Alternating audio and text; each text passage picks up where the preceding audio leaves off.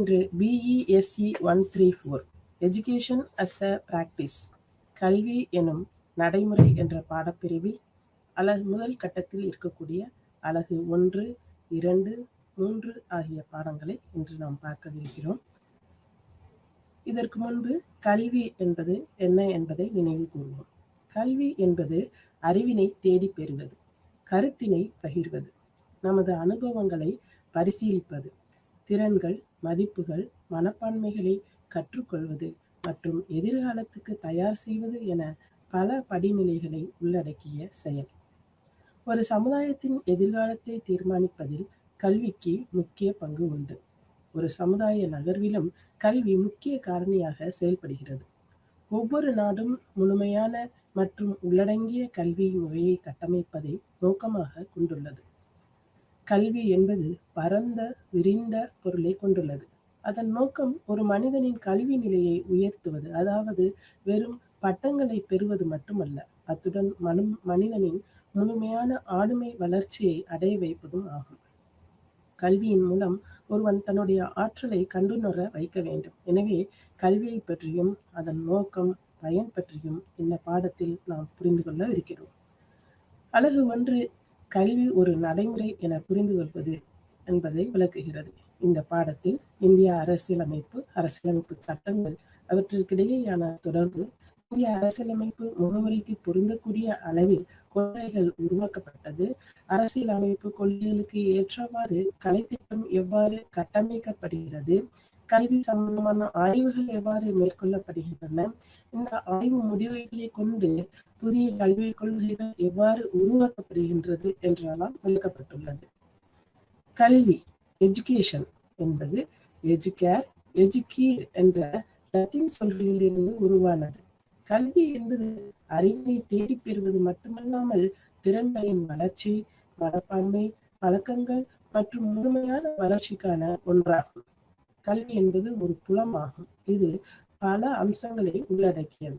பல்வேறு துறைகளின் அடிப்படை கொள்கைகளை கல்வி தன்னகத்தை கொண்டுள்ளது. கல்வியும் தத்துவமும் ஒரு நாணயத்தின் 2 பக்கங்கள் போல் ஒன்றுக்கொன்றுடன் நெருங்கிய தொடர்பு கொண்டது கல்வியும் தத்துவமும். தத்துவம் என்பது அனைத்து பாடப்பிரிவுகளுக்கும் அடிப்படையாக உள்ளது. தத்துவம் என்பது ஊகங்கள், பிரித்துணர்தல் மற்றும் யோசனைகளை சிந்தித்தல் என்று கொண்டால், கல்வி அந்த யோசனைகளை நம்முடைய அன்றாட வாழ்வில் எவ்வாறு நடைமுறைப்படுத்துவது என்பதை விவரிக்கிறது. தத்துவம் என்பது கோட்பாடு மற்றும் வழிகாட்டியை தருகிறது. கல்வி அந்த யோசனைகளை நாம் அடைவதற்கான கருவியை அளிக்கிறது. தத்துவத்தில் நிறைய கோட்பாடுகள் இருந்தாலும் இயற்கைவியல் கோட்பாடு மிக முக்கியமானது. இயற்கைவியல் கோட்பாடு 18ஆம் நூற்றாண்டில் எழுந்த தத்துவ கோட்பாடாகும். இதனை ஜீன் ஜாக்வஸ் ரோசோ இயற்கைக்கு திரும்புதல் என்று மொழிந்துள்ளார். அவருடைய கல்வி தத்துவ கருத்துக்கள் எதிர்மறை கல்வி என்ற தத்துவத்தின் கீழ் எழுந்தன. இவற்றை அவருடைய எமிலி என்ற நூலில் இருந்து நாம் அறியலாம். இயற்கைவியல் கோட்பாடு போலவே பயனுடைமைவாதம், லட்சியவாதம், யதார்த்தவாதம் போன்ற கல்வி தத்துவ கோட்பாடுகள் கல்வி தளத்தை கட்டமைப்பதற்கும் செயல்படுத்துவதற்கும் பரிந்துரை செய்தன. கல்வியும் சமூகவியல். கல்வி என்பது சமூகத்தின் ஒரு அங்கமாகும். நம்பிக்கை, திறன்கள் மற்றும் மனப்பான்மைகளை வளர்க்கிறது. கல்வி நகர்விலும் அறிவினை பகர்வதிலும் கல்வி ஒரு கருவியாக செயல்படுகிறது. ஒரு சமூகத்தின் உறுப்பினர்களிடையே போதிய ஒருமைப்பாடு இருந்தால் மட்டுமே அந்த சமூகம் நிலைத்திருக்கும்.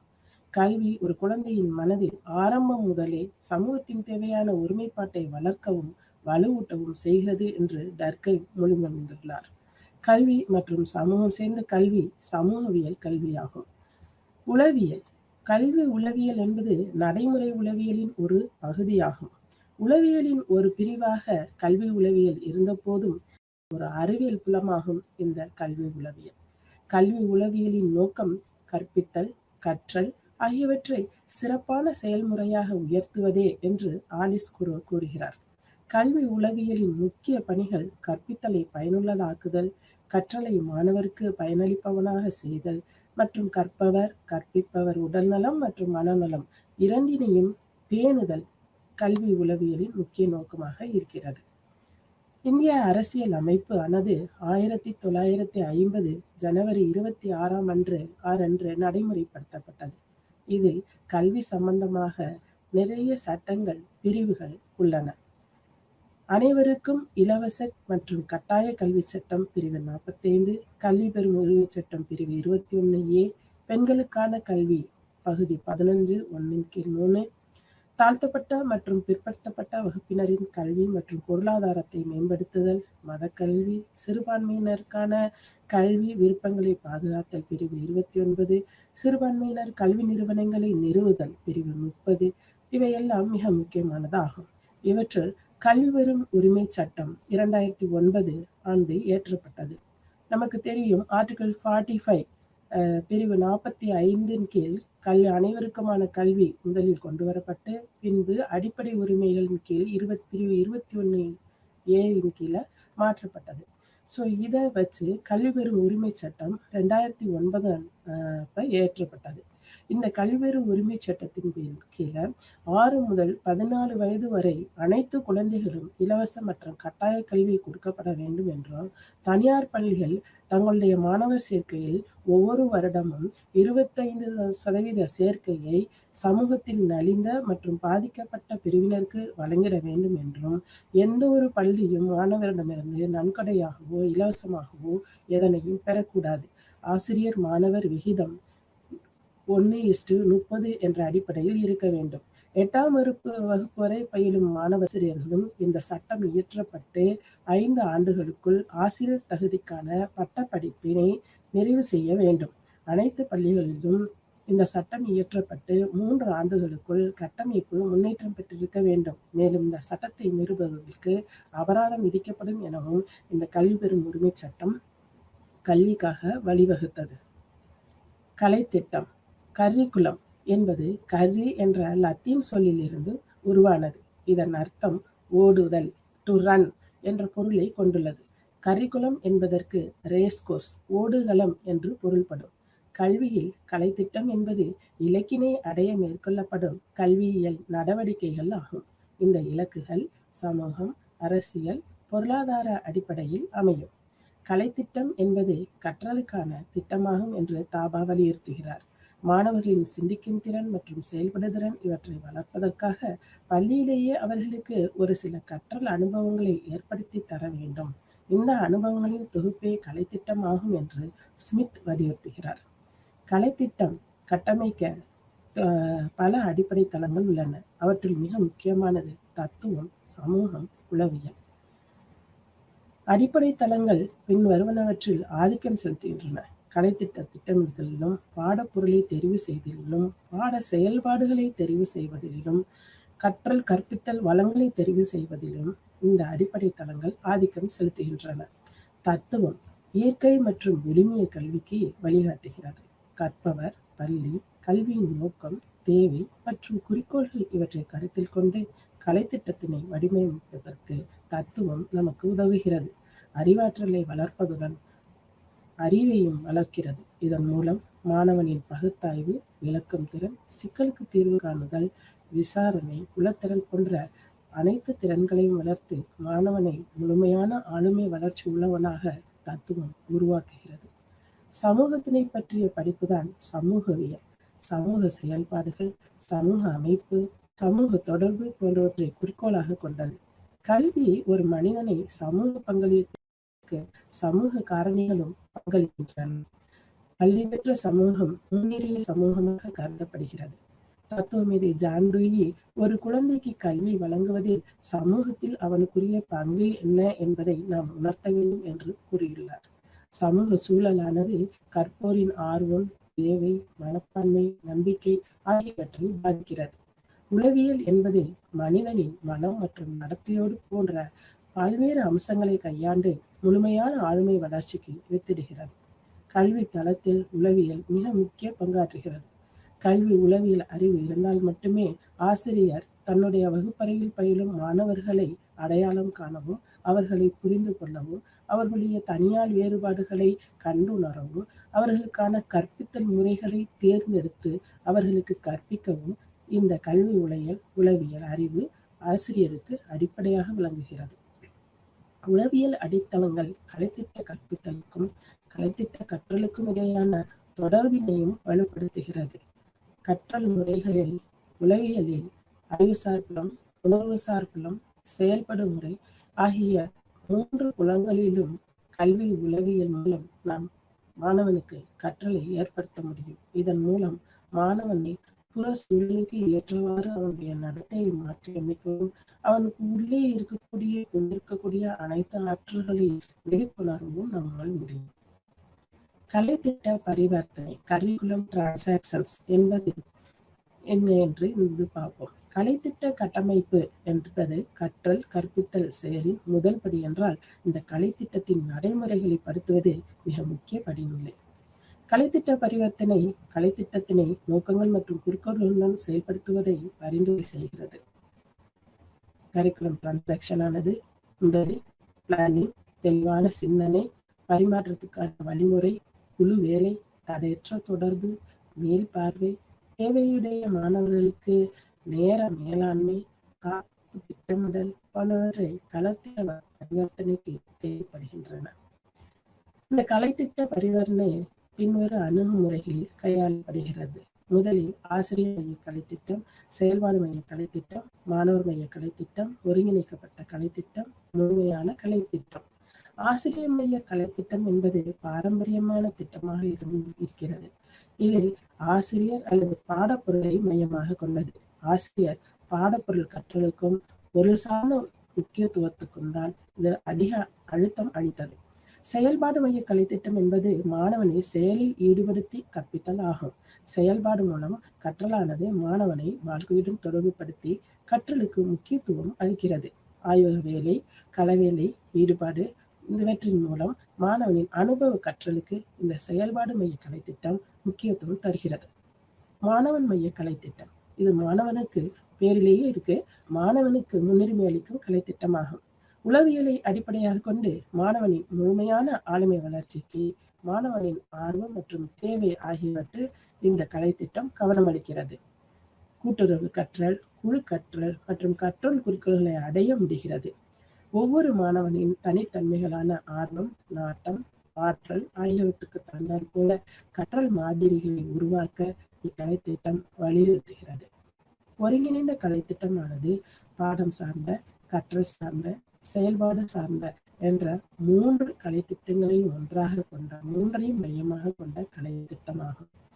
பரந்த கண்ணோட்டத்தில் மற்றும் ஒருங்கிணைக்கப்பட்ட முறையில் கருத்தாக்கத்தினை புரிந்து கொள்ள கற்பவர்களுக்கு இது மிகவும் உதவுகிறது. முழுமையான கலைத்திட்டம் ஒரு சூழலின் வளர்ச்சியில் பல்வேறு அம்சங்களை ஒருங்கிணைப்பதன் மூலம் கற்பவரின் முழுமையான வளர்ச்சிக்கு உதவ இக்கலைத்திட்டம் வலியுறுத்துகிறது. கற்போரின் உயர் சிந்தனையை உயர் மட்டத்திற்கு கொண்டு வருவதற்கு கற்போரின் முழுமையான வளர்ச்சியே இக்கலைத்திட்டத்தின் முக்கிய நோக்கமாகும். அடுத்ததாக ஆராய்ச்சி பற்றி நாம் பார்ப்போம். ஆராய்ச்சி, ரிசர்ச். ரிசர்ச்சி என்ற பிரெஞ்சு வார்த்தையிலிருந்து உருவானது. ரிசர்ச், சர்ச்சிங் த ட்ரூத் என்று சொல்வோம். ஒரு குறிப்பிட்ட நோக்கத்திற்காக நெருக்கமான தேடும் செயல் என்பதை குறிக்கும். ஆராய்ச்சி கல்வியில் எவ்வாறு மேற்கொள்ளப்படுகிறது? ஆராய்ச்சி என்பது கல்விக்கான கொள்கைகள், வகுப்பறை செயல்பாடுகள், புதிய அறிவினை தேடி பெறுதல் ஆகியவற்றில் இந்த கல்வி ஆராய்ச்சி ஆதிக்கம் செலுத்துகிறது. கல்வி ஆராய்ச்சியானது அனைத்து துறைகளிலும் முக்கிய பங்கு வகிக்கிறது. முக்கியமாக சிக்கலுக்கான தீர்வினை நமக்கு தருகிறது. கல்வி ஆராய்ச்சி என்பது கல்விக்காக செயல்பாடுகள், அவற்றின் விளைவுகள் என்ன, கல்வி சம்பந்தமான என்னென்ன பிரச்சனைகள் உள்ளன, அவற்றிற்கான தீர்வுகளை எவ்வாறு காண்பது என்று நமக்கு விளக்குகிறது. கல்வி தளத்தில் ஆராய்ச்சி என்பது பிரச்சனைகளை அடையாளம் காணவும், பிரச்சனைகளை விமர்சன ரீதியாக நாம் புரிந்து கொள்ளவும், விளக்கப்படுத்தவும், தெளிவுபடுத்தவும், புதிதாக கல்வி கொள்கைகளை உருவாக்கவும், உருவாக்கப்பட்ட அந்த கொள்கைகளை செயல்படுத்தவும் போன்ற அனைத்து வித நடவடிக்கைகளையும் மேற்கொள்ள வைக்கிறது. கல்வி தளத்தில் ஆராய்ச்சி குவாலிட்டேட்டிவ் ரிசர்ச், குவான்டிடேட்டிவ் ரிசர்ச், தர ஆராய்ச்சி, எண்ணிக்கை அடிப்படையிலான ஆராய்ச்சி என்ற வகைகளில் மேற்கொள்ளப்படுகின்றன. இந்த ஆராய்ச்சிகள் நுண்ணியல் அளவிலும், அதாவது மைக்ரோ லெவலிலும், மேக்ரோ லெவல் வேரியல் அளவிலும் மேற்கொள்ளப்படுகின்றன. நுண்ணியல் அளவு ஆராய்ச்சி என்பது சிறிய அளவில் மேற்கொள்ளக்கூடிய ஆராய்ச்சி ஆகும். பள்ளி மற்றும் கல்லூரிகளில் மேற்கொள்ளப்படும் செயல்முறைகள், சவால்கள், சிக்கல்களை ஆராய்தல் என கல்வி அமைப்பில் நுண்ணியல் ஆராய்ச்சி மேற்கொள்ளப்படும். நுண்ணியல் ஆராய்ச்சி என்பது ஒரு நபருக்கு மற்றொரு நபருடனான தொடர்பு, நம்பிக்கைகள், யோசனைகள் மற்றும் பகுத்தாய்தல், அகன்ற புரிந்து கொள்ளல் ஆகியவற்றுக்கு இந்த ஆராய்ச்சிகள் மேற்கொள்ளப்படுகின்றன. எடுத்துக்காட்டாக, ஒரு வகுப்பறையில் மாணவன் ஆண் பாலின அடையாளத்தை கண்டுணர விரும்புகிறான். எவ்வாறு கண்டுணர்கிறான் என்பதை ஒரு ஆராய்ச்சியாளர் கண்டுணர வேண்டுமென்றால் அவர் முதலில் ஒரு தொடக்க பள்ளியை தேர்ந்தெடுக்கிறார். இந்த ஆராய்ச்சியில் அந்த தொடக்க பள்ளியில் பயிலும் 4ஆம் வகுப்பு மாணவர்களை தேர்ந்தெடுத்து அந்த வகுப்பறையில் தினசரி செயல்பாடுகள் என்னென்ன இருக்கிறது, ஆசிரியர் மாணவருக்கு இடையேயான தொடர்பு எவ்வாறு உள்ளது, அதன் மூலம் மாணவன் எவ்வாறு தன்னுடைய அடையாளத்தை அவன் கண்டுணர்கிறான் என்று தரவுகளை, டேட்டாஸ் ஆகியவற்றை சேகரிக்கிறார். சேகரித்த இந்த தரவுகளை பின்பு பகுப்பாய்வு செய்து முடிவுக்கு வருகிறார். பேரியல் அளவு ஆராய்ச்சி. அகன்ற பெரிய அளவிலான ஆராய்ச்சி தான் பேரியல் ஆராய்ச்சி ஆகும். பேரியல் ஆராய்ச்சியானது பள்ளி செயல்பாடுகளில் அரசியல் மற்றும் சமூக ரீதியாக நாம் புரிந்து கொள்ளவும், கல்வி கொள்கைகளை, அதாவது அரசு சார்ந்த, சமூகம் சார்ந்த கல்வி கொள்கைகளை நாம் உருவாக்கவும், நடைமுறைப்படுத்தவும், அதனை மதிப்பிடவும் இந்த பேரியல் அளவு ஆராய்ச்சி உதவுகிறது. பேரியல் அளவு ஆராய்ச்சியின் மூலம் பெறப்பட்ட தரவுகள் மாணவர்களிடம் உள்ள வேறுபாடுகளை நாம் புரிந்து கொள்ளவும், கற்பித்த முறையில் புதிய விளைவுகளை ஏற்படுத்த மற்றும் என்ன விளைவுகள் இருக்கு என்பதை கண்டறிய, அதில் உள்ள சவால்களை கண்டறிய நமக்கு உதவுகிறது. மேலும் விழிப்புணர்வு பெறவும் நமக்கு உதவுகிறது. தற்கால கல்வி அமைப்பில் ஆராய்ச்சிக்கான சவால்கள் நிறைய உள்ளன. இதில் கல்வியில் அரசியல் அமைப்பு மிகப்பெரிய சவாலாகும். சமூகம் மற்றும் அரசியல் சார்ந்த கல்வி மேற்கொள்ளப்படும் ஆராய்ச்சியில் சார்புகளை, அதாவது ரெடியூஸ் த பயாஸ், சார்புகளை களைவது, அந்த ஆராய்ச்சியை அகநிலை சார்புடையதாக இருப்பதை குறைத்து, அனுபவங்களையும் குறைத்து புறவயத்தன்மையுடையதாக, அப்ஜெக்டிவிட்டியாக மாற்றுவது கல்வி ஆராய்ச்சியில் மிகப்பெரிய சவாலாகும். கல்வியில் ஆராயப்படாமல் நிறைய அம்சங்கள் இருந்தாலும் அதில் உள்ள சில அம்சங்களில் நாம் ஆராயப்படாமல் இருக்கக்கூடிய அந்த சில அம்சங்களில் ரிவ்யூ ஆஃப் லிட்ரேச்சர், அதாவது கருத்து இலக்கியங்களை பெறுவது இந்த ஆராய்ச்சியாளருக்கு மிகப்பெரிய சவாலாக உள்ளது. அடுத்ததாக அலகு 2 நாம் பார்ப்போம். அலகு 2 கல்வி கண்டுபிடிப்புகளை, எஜுகேஷனல் ப்ராக்டிசஸ், எப்படி எஜுகேஷனல் ப்ராடக்ட்ஸை எப்படி நாம் பயிற்சி செய்கிறது, அதை எப்படி டிசமினேட், பரவ செய்கிறது என்பதை இந்த 2வது அலகில் நாம் பார்க்க இருக்கிறோம். 2வது அலகு சமூகத்தின் புதிய கருத்துகளும் சிக்கலும் நம்முடைய தேடலை சுவாரஸ்யமாக்குகிறது. எப்பொழுதுமே ஒரு பிரச்சனை இருந்தால் மட்டுமே நமக்கு சுவாரஸ்யம் ஏற்படும். இந்த பிரச்சனைகளை எவ்வாறு நாம் களையலாம் என்பதில் நாம் முனைப்பு காட்டுவோம். அதே போல கல்வி களத்திலும் புதிய கருத்துகளும் பல்வேறு சிக்கல்களும் இருக்கின்றன. இந்த கருத்துக்களை நடைமுறைப்படுத்துவது ஒரு ஆராய்ச்சியாளருக்கு மிகப்பெரிய சவாலாக உள்ளது. தனிநபர் மற்றும் சமூகத்தின் வளர்ச்சியே கல்வியின் வளர்ச்சி. இந்த அலகு கல்வி களத்தில் உள்ள புதுமைகளை நாம் கண்டறிய, புரிந்து கொள்ள, பல்வேறு புதுமைகளை எவ்வாறு உள்ளூர் மற்றும் தேசிய அளவில் நடைமுறைப்படுத்துகிறார்கள் என்பதையும் விளக்குகிறது. பெரிய அளவில் காணப்படும் கல்வி புதுமைகளை எவ்வாறு பரவ செய்வது என்பது குறித்தும் இந்த அலகு விவரிக்கிறது. மனிதனிடம் ஏற்கனவே உள்ள தெய்வீக முழுமையை வெளிப்படுத்துவதே கல்வி என்று சுவாமி விவேகானந்தர் கூறியுள்ளார். ஒருங்கிணைந்த முழுமையான ஆளுமை வளர்ச்சியை ஏற்படுத்துவதே கல்வி என்று கல்வியாளர்கள் பலவிதமாக கல்வியை வரையறுத்துள்ளனர். முழுமையான ஆளுமை வளர்ச்சியை அடைய செய்ய ஆசிரியர், அதாவது பாரம்பரிய முறையான ஆசிரியர் மைய கற்பித்தலில் இருந்து மாணவர் மைய கற்றலிற்கு நாம் மாற வேண்டும். நாம் அதற்கான தேவையை புரிந்து கொள்ள வேண்டும். கல்வி புதுமைகள் என்பது சமகால கருத்தியல் பிரச்சனைகளை அடையாளம் காண்பதும், அது சம்பந்தமான பிரச்சனைகளை புரிந்து கொள்ள விளைவதும் ஆகும். குழந்தை அல்லது மாணவர் மைய கல்வி முறை. இது நான் ஏற்கனவே கூறியது போல மாணவனின் முழுமையான ஆளுமை வளர்ச்சிக்கு தேவைப்படக்கூடிய ஒரு முறை என்பது மாணவர் மைய கல்வி முறை. குழந்தையின் ஆர்வம், நாட்டம் மற்றும் முழுமையான ஆளுமை வளர்ச்சிக்கு தேவைப்படும் கல்வி இந்த மாணவர் மைய கல்வி. வழக்கத்துக்கு மாறான அணுகுமுறைகள் இவற்றில் மாணவனை சுறுசுறுப்பாக இயங்கச் செய்யும் கற்பித்தல் உத்திகளை கொண்டு புதுமையாக நாம் கற்பிக்க முடிய வேண்டும். படைப்பாக்கமை கல்வி என்பது மாணவனின் தனித்தன்மை, அவனுடைய ஆக்கத்திறனை வளர்க்கும் கல்வியாகும். இதற்காக ஒரு ஆசிரியர் புதிர்கள், விடுகதைகள், மர்ம கதைகள், விரி சிந்தனைக்கான கேள்விகள் போன்றவற்றை கொடுத்து மாணவனின் ஆக்க சிந்தனையை தூண்டச் செய்யலாம். பாடப்பொருளை தாண்டியும் மாணவனின் கற்பனை திறனை இந்த கதைகளை சேகரிக்க சொல்லலாம். ஸோ இதன் மூலமாக படைப்பாக்குமை கல்வியை மாணவனிடத்தில் நாம் கொடுக்கலாம். அடுத்ததாக அனைவருக்குமான கல்வி. அனைவருக்குமான கல்வி, அனைவருக்கும் கல்வி வழங்க வேண்டும் என்பது RTE right to education act சொல்லி இருந்தாலும் அனைவருக்குமான கல்வி என்பது வேற்றுமையை கணக்கில் கொள்ளாது, குறைகள் உள்ளவரையும் சமூக நிலையில் ஏற்றத்தாழ்வுகள் உள்ளவரையும் அனைவரையும் ஒன்றாக வைத்து நாம் கற்பிக்க அன்றாட கல்வி முறையில் அவர்களுக்கும் ஒரு ஈக்விட்டி பேஸ்டில் எஜுகேஷன் கொடுக்கக்கூடிய ஒரு கல்வி முறை தான் அனைவருக்குமான கல்வி. உயர்ந்த நோக்கங்களுடைய இந்த கல்வியை நடைமுறைப்படுத்த ஆசிரியர்கள் திறன் பெற்றவர்களாக இருக்க வேண்டும். முக்கியமாக தேவையை உடைய மாணவர்கள், சில்ட்ரன்ஸ் வித் ஸ்பெஷல் நீட்ஸ் என்று சொல்லுவார்கள்.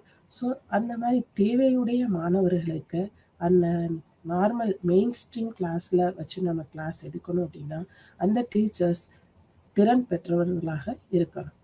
ஸோ இது போக பாடத்திட்டம், கலைத்திட்டம், பள்ளியின் கட்டமைப்பு, வளங்கள் இதெல்லாம் சிறப்பு தேவையுடைய குழந்தைகளும் நார்மல் குழந்தைகளும் சென்று பயிலும் வண்ணம், ஒன்றாக இருந்து பயிலும் வண்ணம் மாற்றி அமைக்கப்பட வேண்டும்.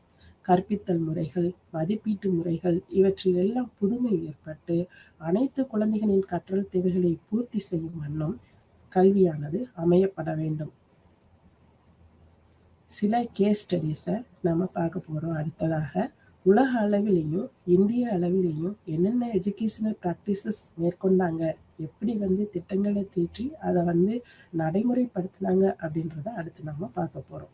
யுனெஸ்கோ 2008 தரமான கல்விக்கான நடைமுறைகளாக சில திட்டங்களை அறிவித்தது. உலக அளவில் உள்ள இந்த பயிற்சிகளை முதல்ல பார்ப்போம். உள்ளடங்கிய கல்வி, அதாவது இன்க்ளூசன் அப்படின்றது முதல்ல லெபனான்ல உள்ள ஒரு பள்ளியில முதலாக இந்த திட்டம் துவங்கப்பட்டது. இதன் மூலமாக சமூகத்தில் இருக்கக்கூடிய பல்வேறு ஏற்றத்தாழ்வுகளை கலைந்து எல்லா குழந்தைகளும் சம பங்கீட்டு ஈக்விட்டி பேஸ்டில் கல்வி கற்பது ஆகும். இந்த கல்வியை நாம கற்றுக் கொடுப்பதற்கு பல அணுகுமுறைகளை நாம கையாளலாம். இதுல முக்கியமாக மல்டி சென்சாரி அப்ரோச் அப்படின்னு சொல்லக்கூடிய எல்லா புலன்களுக்கும் சேர்ந்த ஒரு கல்வியான அணுகுமுறையை நாம் பயன்படுத்தி மாணவர்களுக்கு கற்பிக்க முடியும் என்பதை இந்த திட்டத்தில் அறிவுறுத்தினாங்க. சிறப்பு தேவையுடைய குழந்தைகளின் தேவையை இந்த திட்டத்தின் மூலமாக சிறப்பு தேவையுடைய குழந்தைகளுடைய தேவையை மட்டும் பூர்த்தி செய்வது கிடையாது, மற்ற குழந்தைகளும் இந்த தேவையுடைய குழந்தைகளுக்கு எவ்வாறு நாம் உதவலாம் அப்படின்ற அவங்களுடைய எண்ணத்தை தூண்டும்படியாக செய்ய இந்த அனைவருக்குமான இந்த இன்க்ளூசிவ் எஜுகேஷனுடைய முக்கிய நோக்கமாகும். ரெண்டாவது சோசியல் இன்க்ளூஷனுக்கான ஒரு திட்டத்தை கொண்டு வந்தாங்க. இது காவான்ல உள்ள ஒரு பள்ளியில தெரு குழந்தைங்களை, ஸ்ட்ரீட் சில்ட்ரனை பள்ளி கல்வியில ஒருங்கிணைக்கும் பொருட்டு இந்த திட்டம் ஆரம்பிக்கப்பட்டது. இதுல 53 குழந்தைகளை, ஸ்ட்ரீட் சில்ட்ரனை அடையாளம் கண்டு அதுல 49 பேரோட வயது 7லிருந்து 16 வயது உள்ள குழந்தைகளை எடுத்து இவங்களுக்கு 2 ஆண்டுகள் திட்டத்துல 6 ஆசிரியர்கள் மற்றும் தொண்டு நிறுவனங்களை சேர்ந்து கல்வி அளிக்கப்பட்டது. அடுத்தது படைப்பாக்குமை கல்வி. இந்த கேஸ் ஸ்டடி என்ன பண்ணனாங்க அப்படின்னா, பிரான்ஸ்ல உள்ள ஒரு பள்ளியில வெளிநாடுகள முக்கியமா நார்த் ஆப்பிரிக்கால இருந்து பிரான்ஸுக்கு குடிபெயர்ந்த அரபு மொழி பேசக்கூடிய மாணவர்களை எடுத்து அவங்களுக்கு mixed voices, creative writing, translation works கொடுத்தாங்க. ஸோ இதன் மூலமாக 20 குழந்தைகளை இந்த பயிற்சி பட்டறையில சேர்த்து 2 மொழி ஆசிரியர்கள், அதாவது அரபி மொழி பேசக்கூடியவங்க, பிரெஞ்சு மொழி பேசக்கூடிய ஆசிரியர் மேற்பார்வையில் இந்த மாணவர்கள் கலந்து கொண்டாங்க. இதன் மூலமாக 2 மாணவர்களுடைய மொழித்திறனும் இந்த 20 மாணவர்களுடைய மொழித்திறனும் மொழித்திறன் மேம்பட்டதோட பண்பாட்டு நடைமுறைகளும் பரிமாறிக்கொள்ளப்பட்டது. அடுத்து குழந்தை மைய கற்பித்தலுக்கான ஒரு துவக்கம். இது கிரீஸ்ல உள்ள ஒரு பள்ளியில துவங்கப்பட்டது. குழந்தைகள் தங்களுக்கான உரிமைகள், அதாவது யுனெஸ்கோ டாக்குமெண்ட்ஸ்ல சொன்னது மாதிரி குழந்தைகளுக்கான உரிமைகளை அவங்க கலந்துரையாடல்கள், புக்ஸ் ரீடிங், கணினி ஆராய்ச்சி மற்றும் செமினார்ஸ் இது மூலமா கற்றுக்கொள்றதுக்கு ஏற்பாடு செஞ்சாங்க. இந்த புதுமை கற்பித்தலானது மாணவர்கள்கிட்ட ஒரு விழிப்புணர்வு, அவங்களுடைய உரிமைகளை பற்றிய விழிப்புணர்வு ஏற்படுத்தினது மட்டும் இல்லாம மாணவர்களுடைய ஆக்க சிந்தனையையும் திறமையையும் வளர்த்தது. ஜெர்மனியில உள்ள ஒரு பள்ளியில அடுத்ததாக ஒரு திட்டத்தை அமல்படுத்தினாங்க. இது என்னதுன்னா வழக்கத்துக்கு மாறான ஒரு கற்பித்தல் முறை.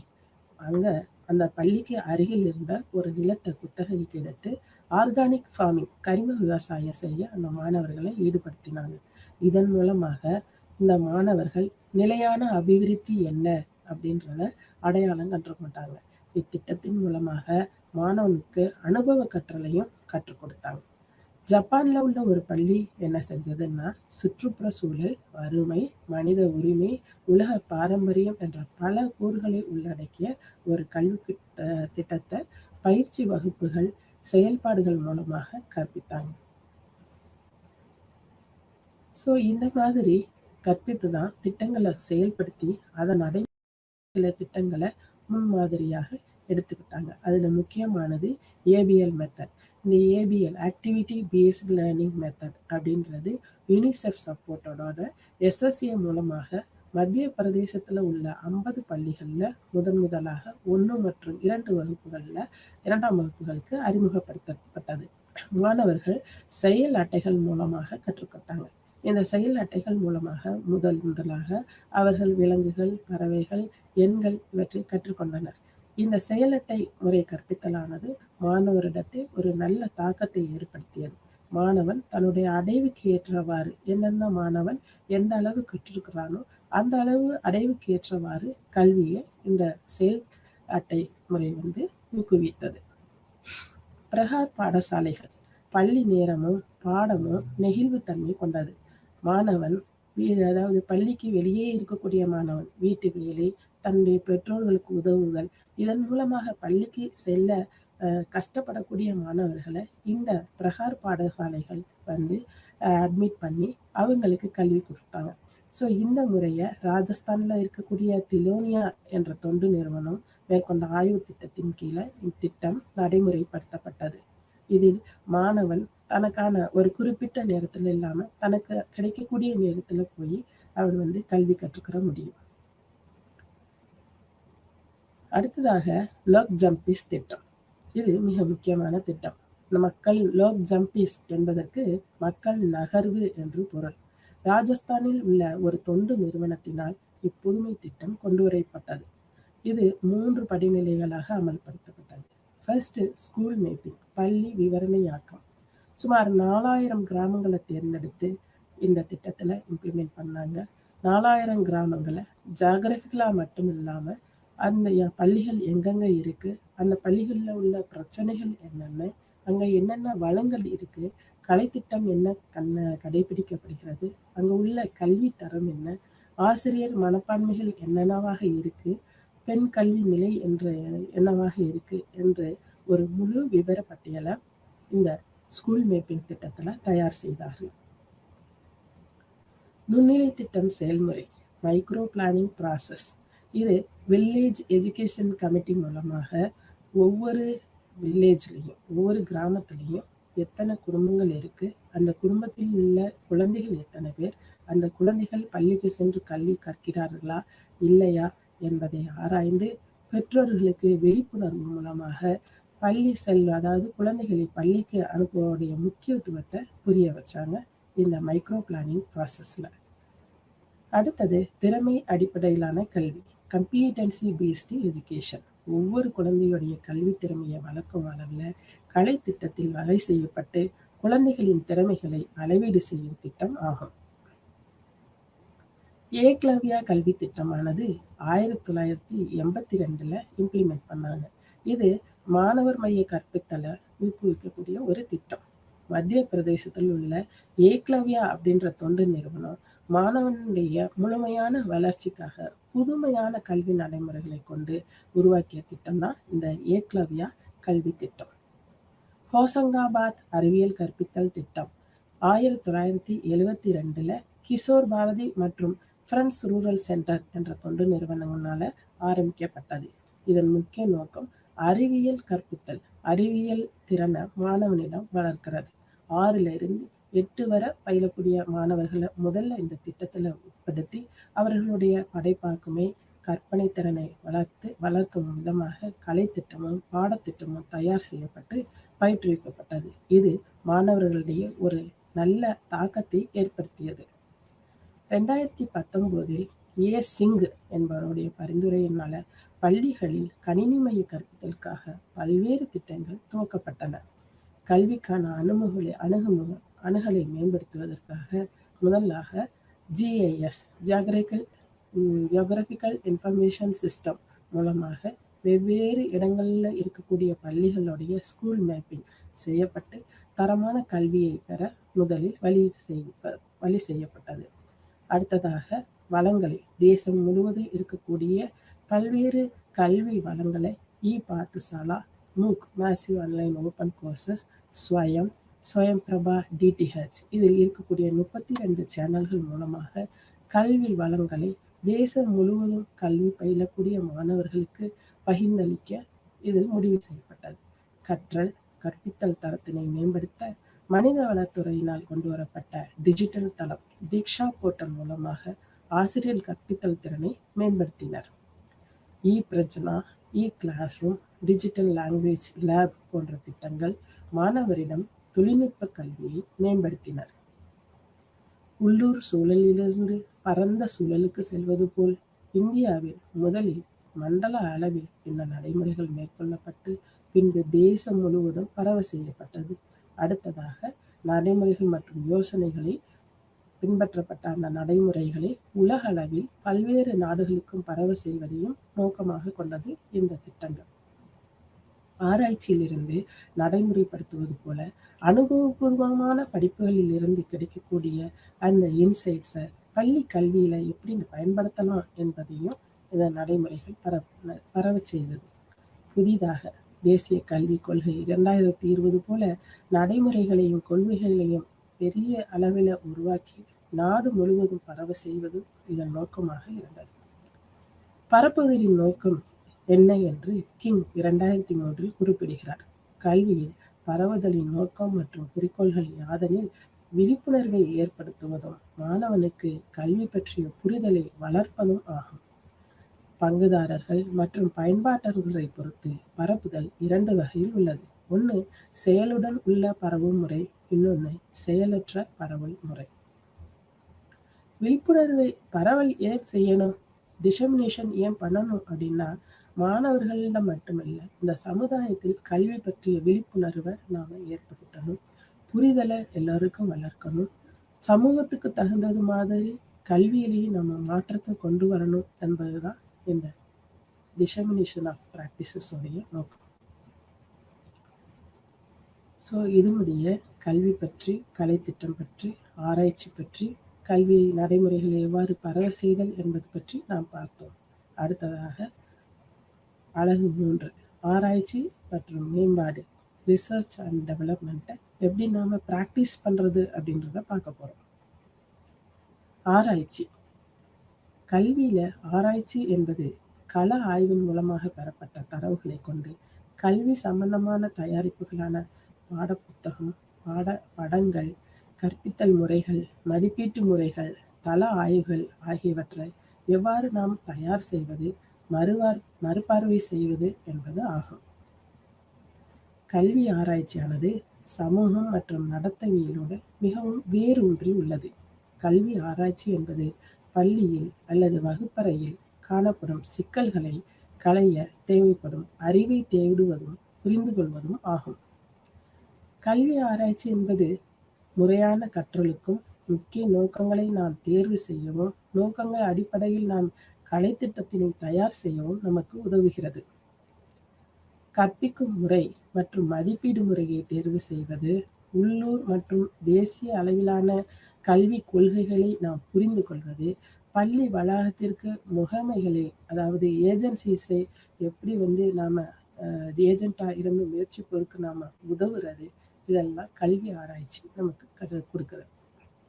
கல்வி சார்ந்த தயாரிப்புகளை உருவாக்குதல் மற்றும் மதிப்பிடுதல் என்பது கல்வி ஆராய்ச்சி மற்றும் வளர்ச்சியின் செயல்முறையாகும் என்று ஃப்ராக் மற்றும் கால் என்பவர் 1983 குறிப்பிடுகிறார்.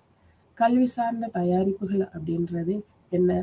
கலைத்திட்டம், புத்தகம், கற்றல் உபகரண மாதிரிகள், கல்வி திட்டங்கள், டெக்னிக்ஸ், உத்திகள், பயிற்சி, வழிகாட்டல், கைடன்ஸ், மேனேஜிங், மேலாண்மை போன்றன.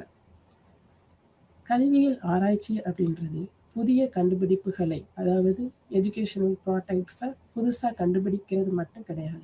ஏற்கனவே நமக்கு அவைலபிளாக இருக்கக்கூடிய அந்த டெக்னிக்ஸையும் ப்ராடக்ட்ஸையும் எப்படி தற்காலத்துக்கு தகுந்தது மாதிரி கல்வி தளத்தில் நாம் மாற்றுறது என்பதுமே கல்வி ஆராய்ச்சி தான்.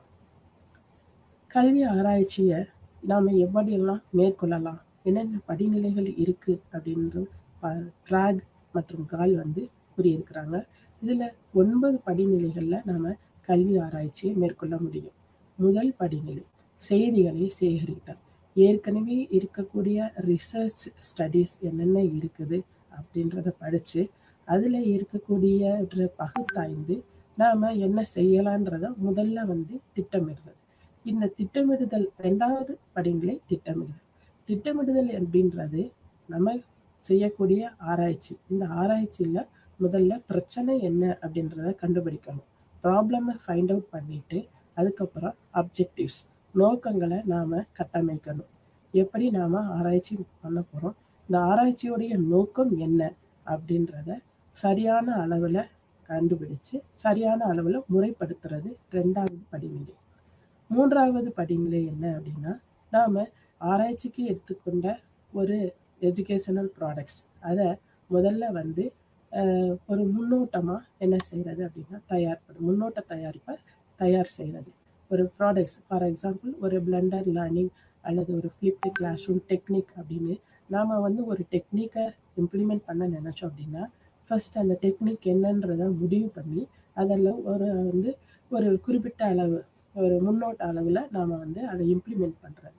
இம்ப்ளிமெண்ட் பண்ணி அது எந்த அளவு எஃபெக்டிவாக இருக்குதா இல்லையா அப்படின்றத சோதனை பண்ணி தரவுகளை அடுத்து நாம் பெறணும். இந்த பெறப்பட்ட தரவுகளை என்ன செய்யணும் அப்படின்னா, மறுபார்வை செய்யணும். இது எஃபெக்டிவாக இருந்ததா, இதில் என்னென்ன மாடிஃபிகேஷன் நாம் செய்யலாம் அப்படின்றத இது பண்ணி திரும்பி நம்மளுடைய ப்ராடக்ட்ஸை ரீமாடிஃபை பண்ணுறது 5வது படிநிலை. 6வது படிநிலை என்னது அப்படின்னா, பெரிய அளவிலான முதல்ல பைலட் ஸ்டடி பண்ணணும் இல்லையா, அதை மேக்ரோ அளவில் நாம் எடுத்துக்கொள்ளக்கூடிய எத்தனை மாதிரிகள் நம்ம எடுக்கிறோம், சாம்பிள்ஸ் எடுக்கிறோமோ அத்தனை சாம்பிள்ஸுக்கும் நம்மளுடைய எஜுகேஷனல் ப்ராடக்ட்ஸை கொடுத்து சோதனை பண்ணுறது. அது 6வது படிநிலை. அடுத்ததாக 7வது படிநிலை செயல்பாட்டு தள சோதனை. ஸோ இதை பெரிய அளவில் பயன்படுத்தி நம்ம எந்த அளவில் இது எஃபெக்டிவாக இருக்குது அப்படின்றத நேர்காணல், உற்றுநோக்கல், வினாத்தாள் போன்றவற்றின் மூலமாக பங்குதாரர்கள், பார்வையாளர்கள் மூலமாக நாம் இந்த எஜுகேஷனல் ப்ராடக்ட்ஸை மதிப்பீடு செஞ்சு கிடைச்ச தரவுகளை வச்சு தயாரிப்பு பொருட்கள் முழுவதுமாக சீரமைச்சு ஒரு இறுதி வடிவமாக ஃபைன் ப்ராடக்டாக பயன்பாட்டு நிலைக்கு கொண்டு வர்றது 8வது படிநிலை. 9வது படிநிலை ஆராய்ச்சியில் இறுதி தயாரிப்பு பொருள் பொதுமக்கள் கல்விக்காக கூடும் கருத்தரங்கு, வெளியீடுகள், பங்குதாரர்கள், நிகழ்வுகள் ஆகியவற்றின் மூலமாக டிசமினேட் பண்ணி அதை நடைமுறைப்படுத்துறது 9வது படிநிலை ஆராய்ச்சியில். இந்த ஆராய்ச்சி நம்ம முன்னவே தெரியும், மைக்ரோ அளவுலையும் மேக்ரோ அளவுலையும் கல்வி ஆராய்ச்சிகள் மேற்கொள்ளப்படுதுன்றதை நம்ம ஆல்ரெடி பார்த்தோம். கல்வி தயாரிப்புகளுடைய வடிவமைப்பு, மேம்பாடு மற்றும் மதிப்பீடு நேரடியாக கற்பவர்கள், ஆசிரியர்கள், பள்ளி மற்றும் ஆசிரியர் கல்வியை உள்ளடக்கி இருக்கலாம். பொருந்தக்கூடிய கல்வி தயாரிப்புகளை உருவாக்க கல்வி நிறுவனங்களை மைக்ரோ லெவல் நடைமுறைகளை நம்ம மறுபாய்வு செய்கிறது. பள்ளி அடிப்படையிலான நடைமுறைகளில் ஆராய்ச்சி மற்றும் மேம்பாடு, ரிசர்ச் அண்ட் டெவலப்மெண்ட் ஒரு சைக்கிள், ஒரு சுழற்சி செயலாகும். கல்வி தயாரிப்புகளை நாம் வடிவமைக்கிறது, அதாவது எஜுகேஷனல் ப்ராடக்ட்ஸை நாம் ஸ்ட்ரக்சர் பண்ணுறது மட்டும் கிடையாது, அதை டெவலப் பண்ணுறது மற்றும் எவாலுவேட் பண்ணணும், மதிப்பீடு செய்யணும். இது எல்லாமே மைக்ரோ அல்லது மேக்ரோ நிலை, 2 நிலைகள்லையுமே நமக்கு ஏற்படலாம். ஒரு ஆராய்ச்சி கண்ணோட்டத்தில் வகுப்பறை சூழலில் ஆராய்ச்சிக்கான மாறிகள் நம்ம வேரியபிள்ஸ் என்னென்ன எடுத்துக்கிறலாம். மதிப்பீடு நுட்பம், எவாலுவேஷன் டெக்னிக்ஸ். அப்புறம் டீச்சிங் லேர்னிங் டெக்னிக்ஸ், கற்றல் கற்பித்தல் உத்திகள். அதில் ஏதாவது ஒரு டெக்னிக்கை எடுத்து நம்ம ஆராய்ச்சி மேற்கொள்ளலாம். வகுப்பறை மேலாண்மை, கிளாஸ் ரூம் மேனேஜ்மெண்ட்டில் என்னென்ன பிரச்சனைகள் இருக்குது என்பதை நாம் எடுத்து அதையும் நம்ம மாறிகளுக்கு கொண்டு போகலாம். வகுப்பறை என்விரான்மெண்ட், ஸ்கூல், அதாவது கிளாஸ் ரூம் என்விரான்மெண்ட், வகுப்பறை சூழல், இதை நம்மளுடைய ஆராய்ச்சிக்கான மாறிகளாக நாம் தேர்ந்தெடுக்கலாம். தொடர்பு கொள்ளல், ஒருத்தருக்கு ஒருத்தர் கம்யூனிகேஷன் அல்லது இன்டராக்ஷன் இந்த கிளாஸ் ரூமில் எவ்வாறு நிகழ்கிறது என்பதையும் மாறிகளாக நாம் ஆராய்ச்சிக்கு எடுத்துக்கொள்ளலாம். வகுப்பறை சூழல் தொடர்பு கொள்வது அப்படின்றது மிக முக்கியமான ஒன்று. ஆசிரியர் பாட வளங்களுக்கு பின்னாடி கேள்விகள், விவாதங்கள், பாட ஒப்படைப்புகள் இவற்றின் மூலமாக மாணவரோடு என்ன செய்யலாம், இன்ட்ராக்ட் பண்ணலாம். தொடக்க பள்ளி அமைப்பில் வகுப்பறை அலங்காரம், அதாவது பிரைமரி ஸ்கூல்ஸில் டீச்சர்ஸ் ஸ்டூடெண்ட்ஸ்கிட்ட அந்த கிளாஸ் ரூம் என்ன செய்ய சொல்லலாம், டெக்கரேட் பண்ணுறது, வரைபடத்தாள்கள், சார்ட்ஸு, கார்ட்ஸு அண்டு பிக்சர்ஸ், படங்கள், கல்வியல் வரைபடங்கள், எஜுகேஷனல் சம்மந்தப்பட்ட அந்த சின்ன பொம்மைகள், இவைகளை செய்துட்டு வர சொல்லி சுவர்களில் ஒட்ட சொல்லி அதன் மூலமாக ஆசிரியர் மாணவருக்கான இடைவினையாற்றல் நிறைய இது தொடக்க பள்ளியில். உயர்நிலை பள்ளிகளில் பார்த்தோம் அப்படின்னா ஆசிரியர் மாணவரிடம் இடைவினையாற்ற என்ன செய்யலாம், வகுப்பறை செயல்பாட்டுக்கு பின்னாடி மாணவரிடம் செயல்முறை திட்டம், பாட ஒப்பமைப்பு, அதாவது ப்ராஜெக்ட்ஸ், அசைன்மெண்ட்ஸ், சார்ட்ஸ் வரைஞ்சிட்டு வர்றது, போஸ்டர் ப்ரெசன்டேஷன் பண்ண சொல்கிறது. இதன் மூலமாக மாணவரும் ஆசிரியரும் கலந்துரையாடலாம். மாணவனுக்குரிய சந்தேகங்களை ஆசிரியரும் தெளிவுபடுத்த முடியும். உயர்கல்வி அமைப்பில் செமினார்ஸ், அனுபவத்தின் மூலம் ஏற்படக்கூடிய பிரதிபலிப்புகள் மற்றும் ஆசிரியர் மாணவர் கலந்துரையாடலுக்கும் இணைவினையாற்றுறதுக்கும் உதவுது.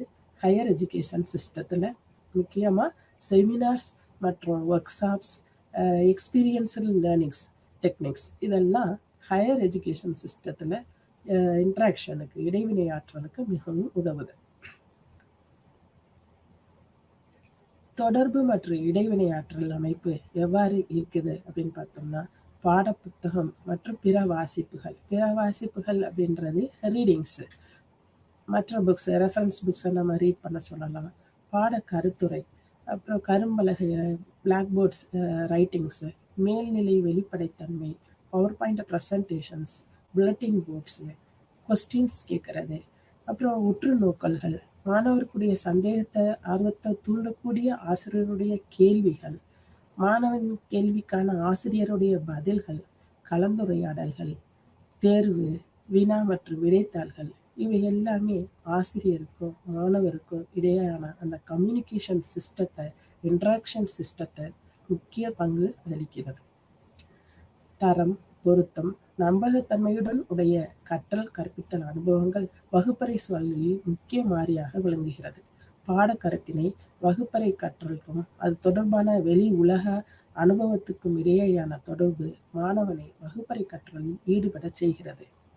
களப்பயணங்கள், பங்கு நாடகம், சமூகம் சார்ந்த கற்றல் அனுபவங்கள், கணக்கெடுப்பு திட்டங்கள் போன்றவை மூலமாக கற்றல் கற்பித்தலை ஆசிரியர் அனுபவங்களோட சேர்ந்து கற்கக்கூடிய அளவில் ஏற்படுத்த முடியும். முறையான மதிப்பீடுகள், அளவிடும் நடைமுறைகள், அதாவது அசஸ்மெண்ட் ப்ராக்டிசஸ் என்னென்ன இருக்குது அப்படின்றத பார்க்குறோம். முறையான மதிப்பீடுகள் மூலம் பெறப்படக்கூடிய முடிவுகள் சிறந்த கற்றல் கற்பித்தலுக்கு நமக்கு பரிந்துரை செய்கின்றன. ஆசிரியர் மைய கற்பித்தல், மாணவர் மைய கற்றல், பரஸ்பர நன்மை, முறையான கற்றல், கருத்துக்கு முக்கியத்துவம் அளித்து கற்றல் போன்ற பல்வேறு அணுகுமுறைகளில் கற்றலையும் கற்பித்தலையும் சிறப்புடையதாக ஆக்குவதே இந்த மதிப்பீட்டின் நோக்கம், அசஸ்மெண்ட்டோடைய எய்ம் என்று ஏஞ்சலோ மற்றும் கிராஸ் 1993 கூறியிருக்கிறார்கள். வகுப்பறை சூழலில் ஆராய்ச்சி என்பது கற்றல் கற்பித்தல் உத்திகளின் விளைவை மதிப்பிடக்கூடியதாக இருக்க வேண்டும். வகுப்பறை சூழலில் என்பது மாணவனுக்கு கற்றலில் அவனுக்கு ஏற்படக்கூடிய சந்தேகங்களை தீர்க்கும் வண்ணம் மாணவனுக்கு ஒரு ஃபுல் ஃப்ரீடம் அளிக்கக்கூடியதாக, அவனுக்கு சுதந்திரம் அளிக்கக்கூடிய வகையில் அந்த வகுப்பறை சூழல் இருக்க வேண்டும். அவனுக்கு எழக்கூடிய கேள்விகளை கேட்கவும் அதற்கான பதிலை பெறுவதற்கும் அவனுக்கு ஒரு இணக்கமான சூழ்நிலை அந்த வகுப்பறையில் நிலவ வேண்டும். பாடங்களை வெறும் புத்தக படிப்போடு மட்டுமல்லாமல் அந்த கற்ற பாடங்கள் அன்றாட வாழ்க்கை நிகழ்வுகளில் அவனுக்கு எவ்வாறு உதவுகின்றன என்ற அனுபவபூர்வமான அளவில் கல்வியை கற்றுக் கொடுக்கும்படியாக அந்த வகுப்பறை சூழல் இருக்க வேண்டும். பென் ஜான்சன்ஸ் கருத்துப்படி வகுப்பறை மேலாண்மை என்பது கற்றலுக்கு தேவையற்ற செயல்களை களைந்து கட்டுக்கோப்பாட ஒரு கற்றல் சூழன்மையை மேலாண்மை செய்வது அப்படின்னு கூறியிருக்கிறார். மாணவர்களுடனான நெருங்கிய தொடர்பு வகுப்பறை மேலாண்மையை சிறப்புற செய்யும். ஆசிரியர் மாணவர் ரிலேஷன்ஷிப் நல்லா இருந்தாலும் மேனேஜிங் த கிளாஸ் ரூமும் நல்லபடியா இருக்கும். ஒவ்வொரு வகுப்பறையும் ஒரு யூனிக், தனித்துவமானது. எல்லா வகுப்பறையும் ஒன்று போல இருக்காது. வகுப்பறையில் இருக்கக்கூடிய மாணவர்களும் சரி, ஆசிரியர்களும் சரி. வகுப்பறை சூழலுக்கான ஆராய்ச்சியானது ஆசிரியர் தனது வகுப்பறை செயல்பாட்டை உற்று நோக்கி வலுப்படுத்த உதவுகிறது.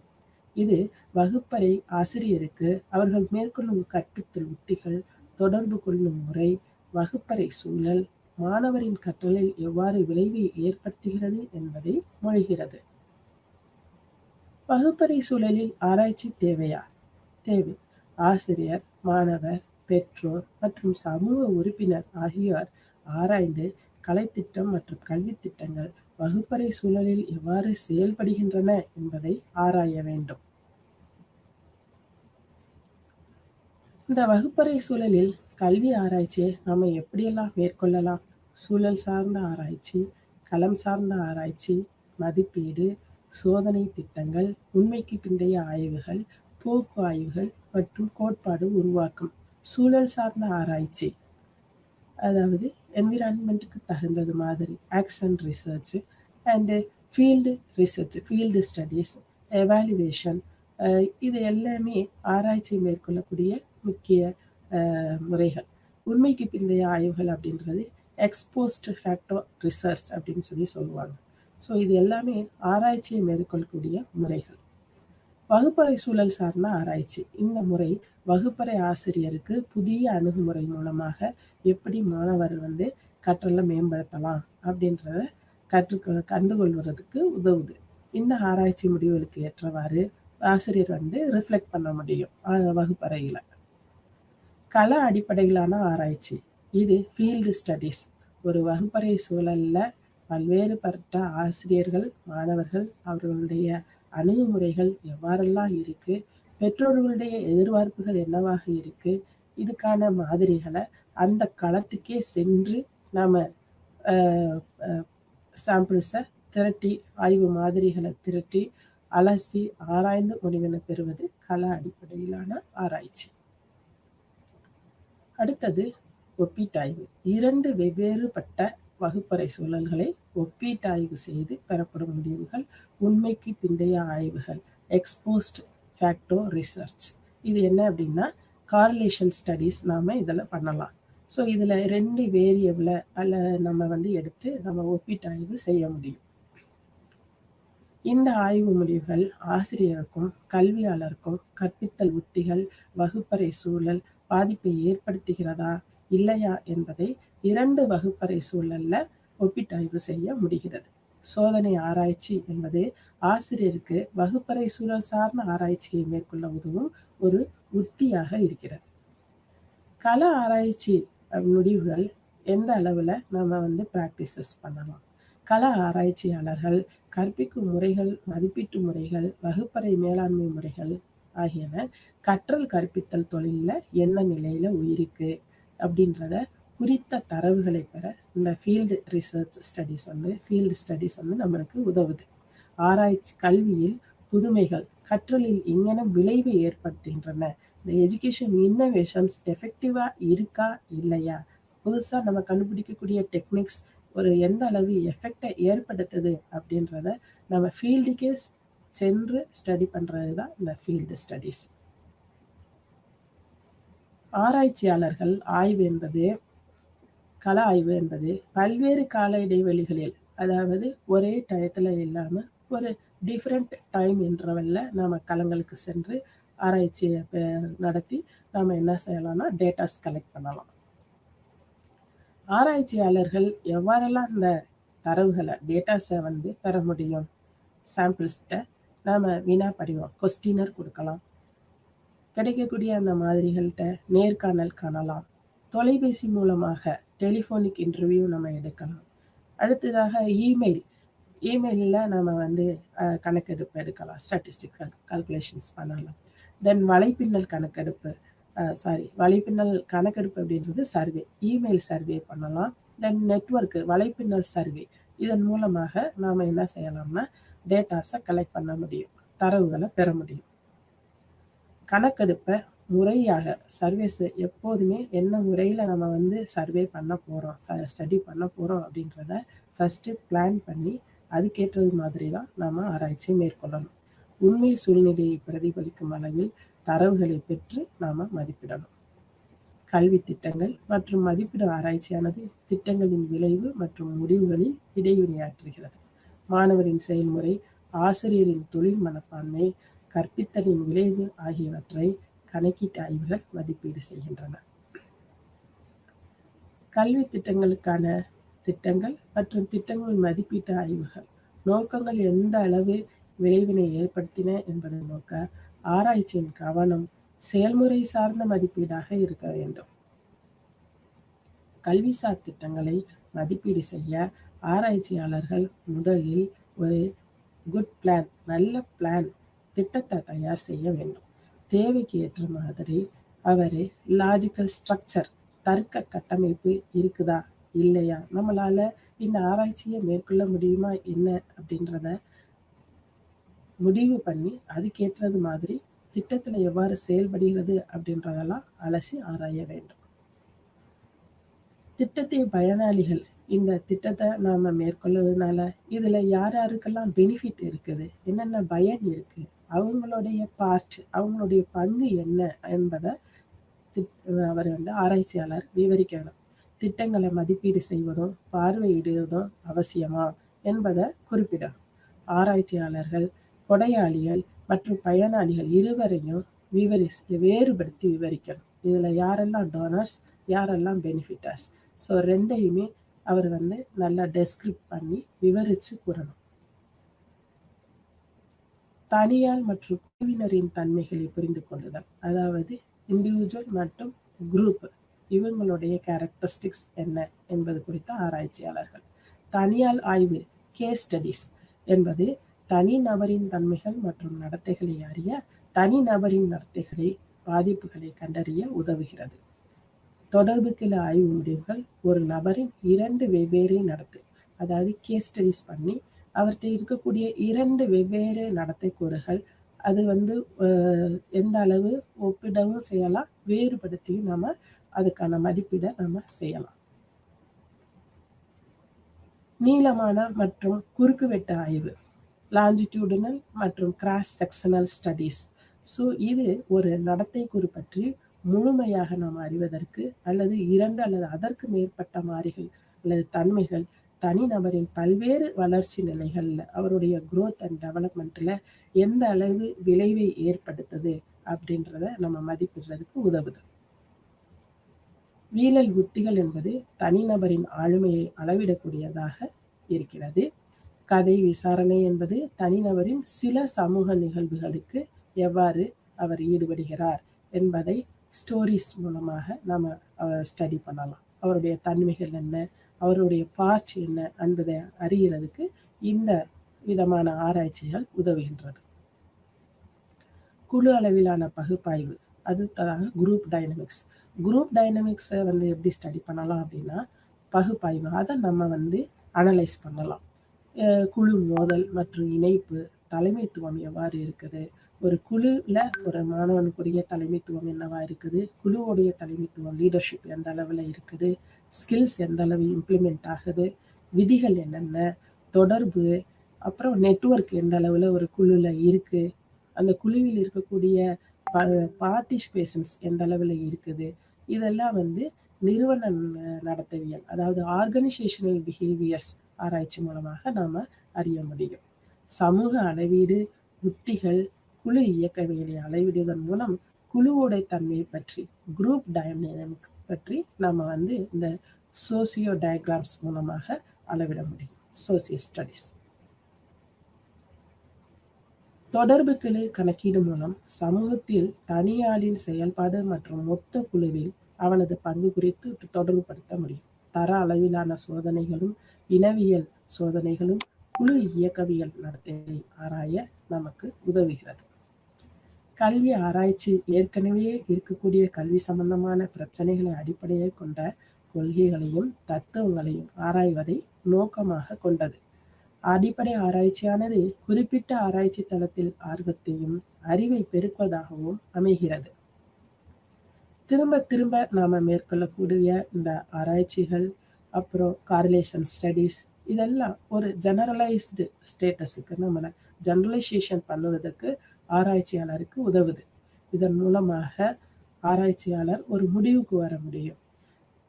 புதிய விதமான கல்வி கொள்கைகளையும் தத்துவங்களையும் இந்த பல்வேறு வேரியபிள்ஸை நாம சோதிக்கிறது மூலமாக உருவாக்கலாம்.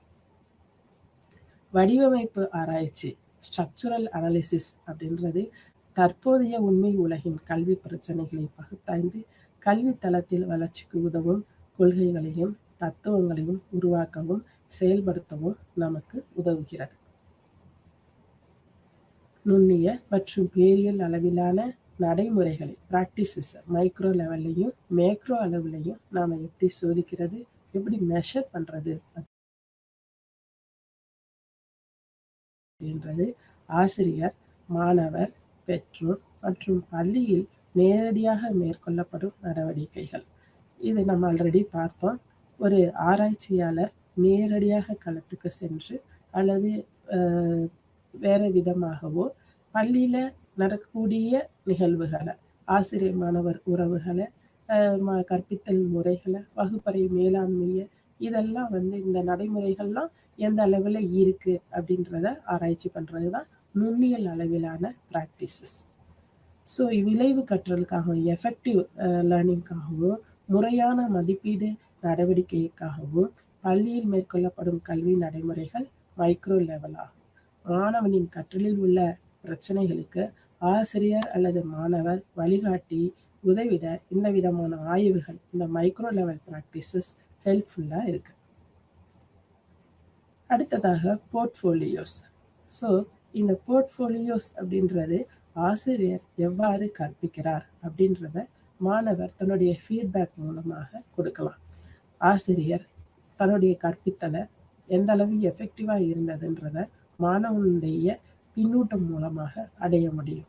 ஸோ கற்பித்தல் போர்ட்ஃபோலியோக்களை சோதிப்பதன் மூலமாக ஒரு ஆசிரியர் அல்லது ஒரு ஆராய்ச்சியாளர் கற்பித்தல் நடவடிக்கைகள் மற்றும் வளங்கள் மாணவனின் கற்றல் அடைவை எவ்வாறு எளிதாக்குது அப்படின்றதையும், கற்பவரின் பின்னூட்டத்தை அளந்து கற்பித்தல் கற்றலில் மாற்றத்தை கொண்டு வரவும், கற்பவரின் படைப்பாக்குமையை, அதாவது ஆக்க சிந்தனையை வளர்க்கக்கூடிய திறன்கள் என்ன, அவனுக்கான அறிவு மற்றும் ஆற்றல்களை வளர்க்கக்கூடிய கற்றல் கற்பித்தல் முறைகளை நாம எவ்வாறு செயல்படுத்துதல் அப்படின்றத கண்டறியவும் உதவுகிறது. பேரியல் அளவிலான கல்வி நடைமுறைகள் அகன்ற அளவில் சமூகத்தினை பாதிக்கக்கூடிய பிரச்சனைகளை கையாளும் கல்வி நடைமுறைகள் ஆகும். மாநில, தேசிய, உலக அளவில் கல்வி கொள்கைகளை உருவாக்க கல்வி நடைமுறைகள் ஆகும். பள்ளி கல்வியை பாதிக்கும் சமமற்ற சமூக சிக்கல்களும் கல்விக்கான கொள்கைகள் மற்றும் கலைத்திட்ட அமைப்பில் குறிப்பிடப்பட வேண்டும். மதிப்பீடு மற்றும் முடிவெடுத்தல் ஆகிய படிநிலைகள்ல நாம மேற்கொள்ளலாம். கலைத்திட்ட கட்டமைப்பு கொள்கைகளை மதிப்பீடு செய்தல்ன்றது அதனை திட்டமிடும் போதும் நடைமுறைப்படுத்தப்படும் போதும் குறிப்பிட்ட கால இடைவெளிகளில் சுழற்சி செய்யப்பட வேண்டும். நன்றி.